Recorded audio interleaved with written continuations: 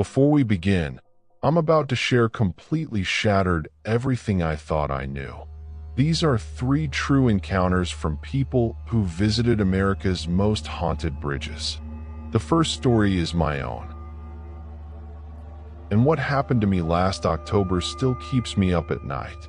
I'm 28 years old and I work as a freelance photographer, mostly doing landscape and architecture work for travel magazines. Last fall, I was on assignment in Vermont during peak foliage season, and my editor suggested I get some shots of Emily's Bridge in Stowe. For those who don't know, Emily's Bridge, officially called Goldbrook Covered Bridge, is supposedly one of the most haunted locations in New England. According to local legend, a woman named Emily hanged herself from the bridge rafters in the 1800s after being stood up by her lover. People claim to hear screaming, see scratch marks appear on their cars, and feel an overwhelming sense of dread when crossing the bridge at night. I'd heard all the stories, but I didn't believe any of it. To me, it was just a beautiful old covered bridge that would photograph well.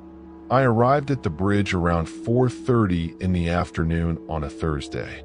It was late October, so the sun was already starting to set. The bridge is located on a quiet rural road surrounded by dense forest. When I pulled up, there were no other cars around, which was perfect for getting clean shots without people in them. I spent about an hour photographing the bridge from different angles as the light changed. The bridge itself is about 40 feet long and barely wide enough for one car. The inside is dark wood with small gaps between the boards where you can see light coming through. I took several photos from inside the bridge, capturing the way the sunset light filtered through those gaps. Around 5:45, the sun had fully set and I was packing up my equipment. That's when I noticed my car was still inside the bridge. I had driven through it earlier to get shots from the other side and forgotten to move it back. I walked into the bridge to get to my car, and that's when I felt it, a sudden drop in temperature. I'm not talking about a slight chill. It went from maybe 50 degrees to what felt like below freezing in an instant. I stopped walking and could see my breath in the air. I pulled out my phone to check if I was imagining things, and the temperature reading on my weather app showed 51 degrees. But I was freezing. I walked faster toward my car, which was parked about halfway through the bridge. As I got closer, I heard something that made my stomach drop. It was a woman's voice, very faint, coming from above me in the rafters. She was crying. I stopped moving and listened. The crying continued for maybe 5 seconds, then stopped abruptly. I stood there in complete silence, my heart pounding so hard I could hear it. I told myself it was probably wind or an animal, but I knew what I heard. That was a human voice. I walked the rest of the way to my car quickly and unlocked it. As I opened the driver's side door, I heard the voice again, this time louder and clearer. It said my name, David, just once, in a whisper that seemed to come from right behind me. I spun around. Nobody was there. The bridge was completely empty. I got in my car immediately and tried to start it. The engine turned over but wouldn't catch. I tried again. Nothing. My car had been running perfectly fine all day, and now suddenly it wouldn't start. I was starting to panic. I tried the ignition a 3rd time, and while I was turning the key, I heard scratching sounds on the roof of my car. Long, slow scratches, like fingernails dragging across metal. I looked up at the roof through the windshield, but couldn't see anything. The scratching moved from the roof to the driver's side window, right next to my head. I could hear it clearly, 4 distinct scratch marks dragging down the glass. But there was nothing there. No hand, no person, nothing visible making that sound. I tried the ignition one more time, and the car started. I didn't wait. I drove out of that bridge faster than I should have and didn't stop until I was back in town, about 3 miles away. When I finally pulled over to catch my breath, I got out to look at my car. On the roof and down the driver's side door were 4 long scratch marks in the paint. Deep scratches, like someone had dragged their nails hard enough to scrape through the clear coat. I took photos of the damage and called my editor. I told her I got the shots she wanted, but something weird happened.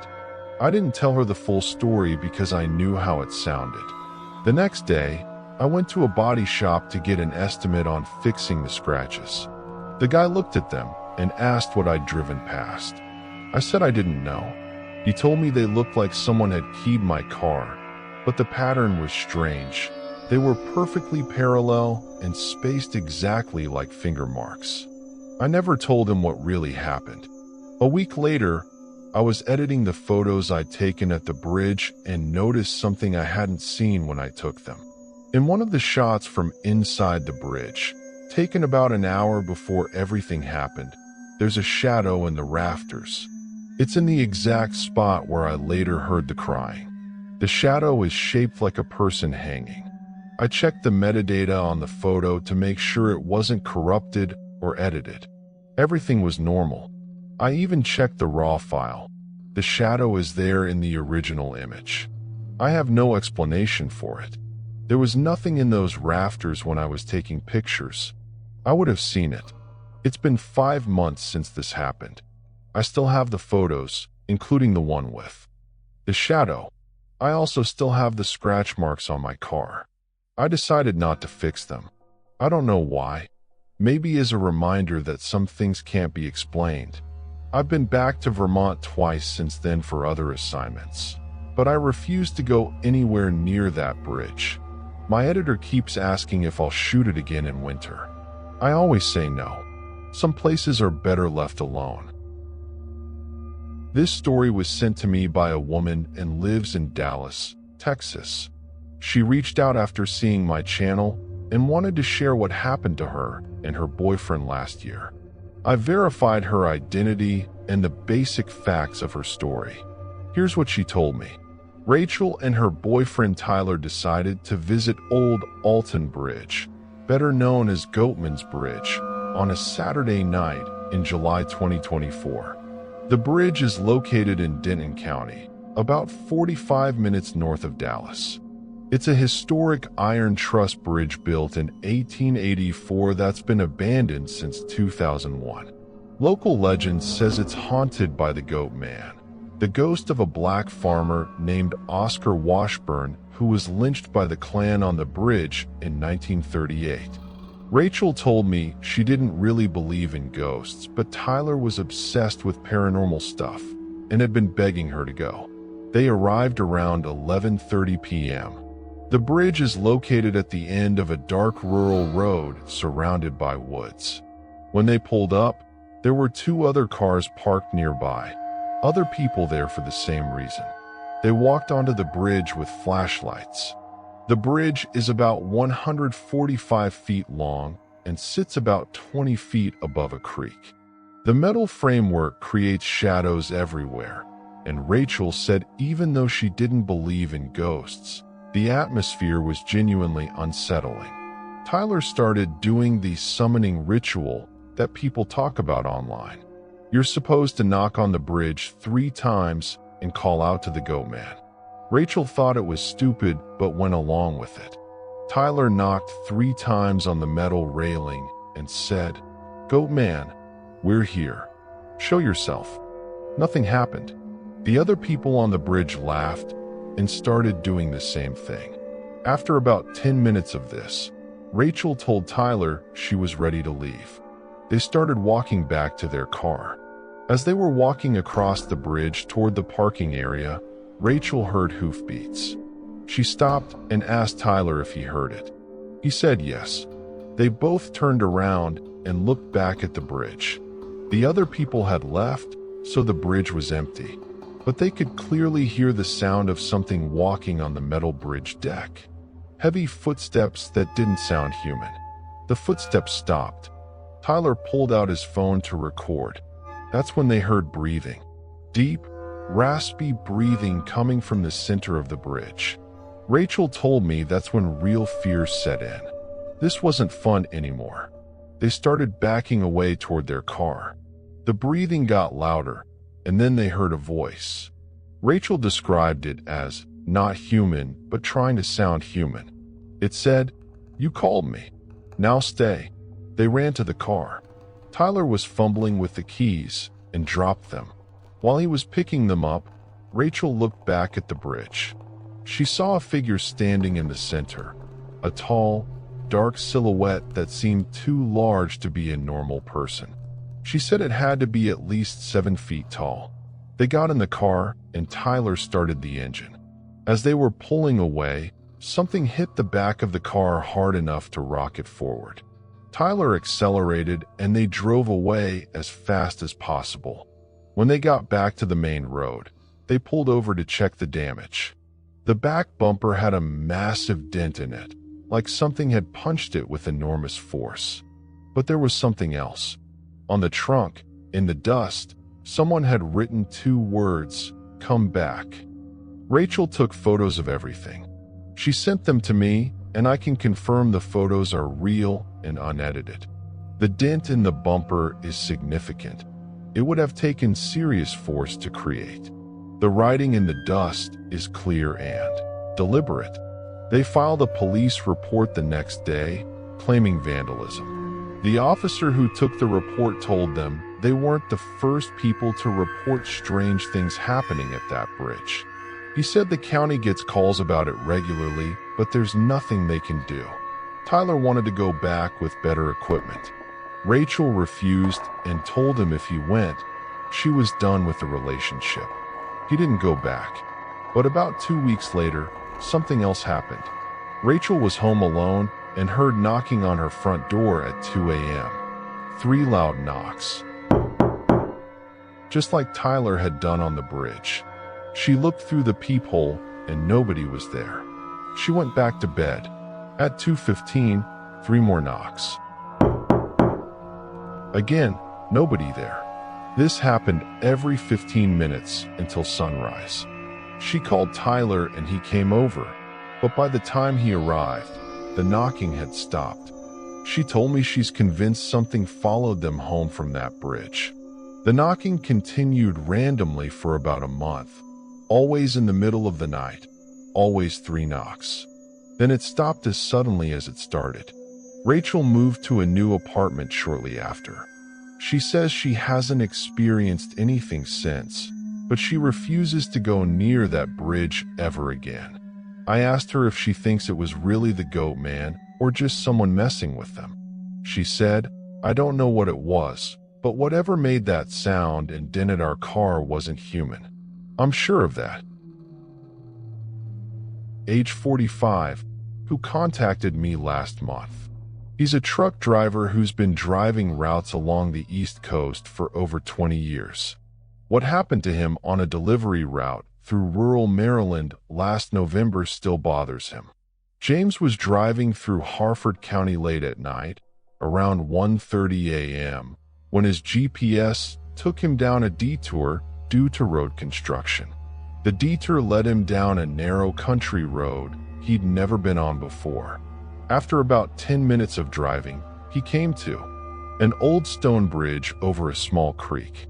As he approached the bridge, he noticed a woman standing at the edge of the road right before the bridge entrance.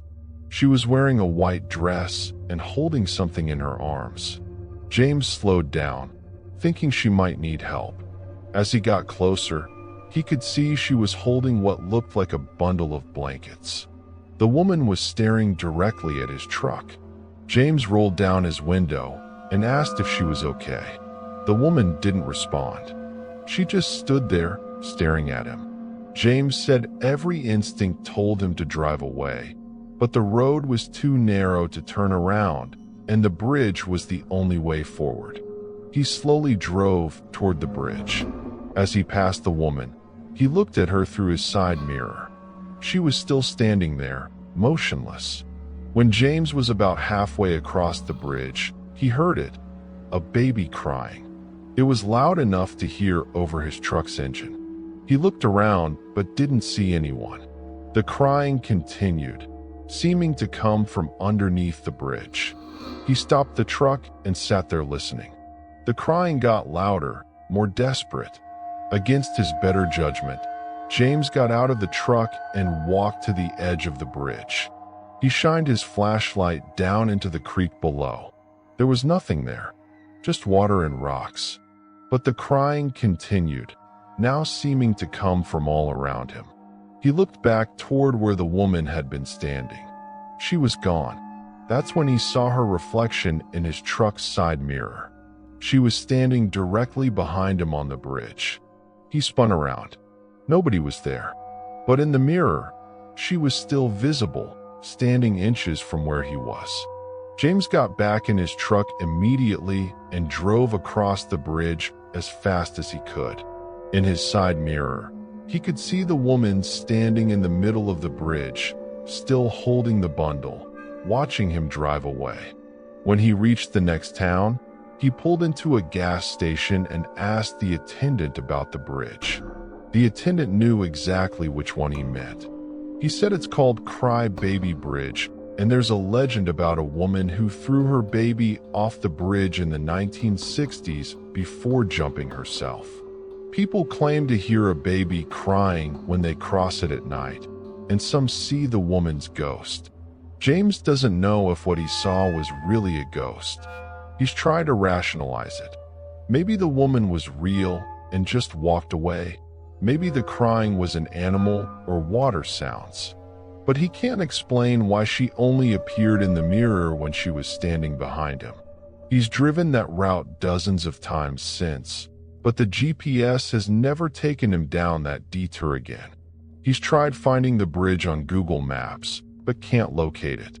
He remembers the road and the area, but every time he tries to map it, the route doesn't exist. James still drives trucks, but he says he'll never take another nighttime detour through rural Maryland. Some roads are better left untraveled. If you've had your own experience at a haunted bridge, share it in the comments below. And remember, if you're ever driving late at night and your GPS takes you down an unfamiliar road toward an old bridge, maybe trust your instincts and turn around. Some places earn their haunted reputation for a reason, reminding you that not all bridges are meant to be crossed.